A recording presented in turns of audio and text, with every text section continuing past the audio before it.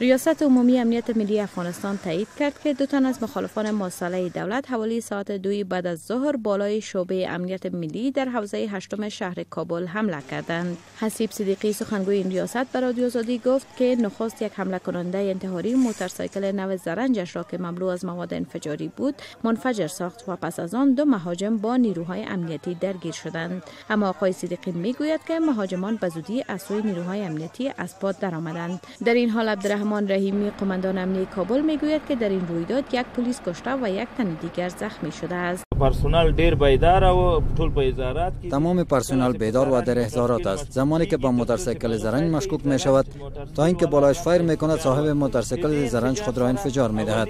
با این انفجار اولین پیره‌دار متاسفانه شهید می شود و 1 نفر هم زخمی می شود. پیره‌دار تعقیبی هر 2 مهاجم را از پا در می آورد که مرده هایشان در آنجا افتاده است.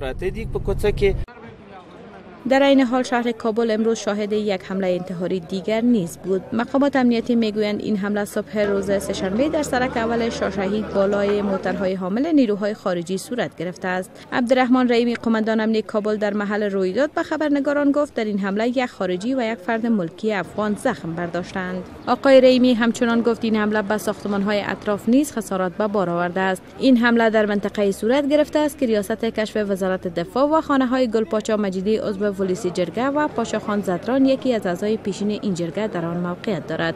سه‌شنبه هفته گذشته نیز در اثر 1 حمله انتحاری در سرک عمومی میدان هوایی کابل 2 تن کشته و 10 تن دیگر زخمی شدند. از سوی هم شفیع الله 1 تن از شاهدان عینی رویداد شاهشهید به خبرنگاران گفت در این حمله 3 تن زخمی شدند. مسئولیت این رویداد را طالبان مسلح و حزب اسلامی به رهبری گلبدین حکمتیار به عهده گرفتند. از سوی هم برخی از علمای دین و مردم عام از طرفهای درگیر جنگ می‌خواهند تا در ماه مبارک رمضان آتش بس کرده و به خاطر مشکلات افغانستان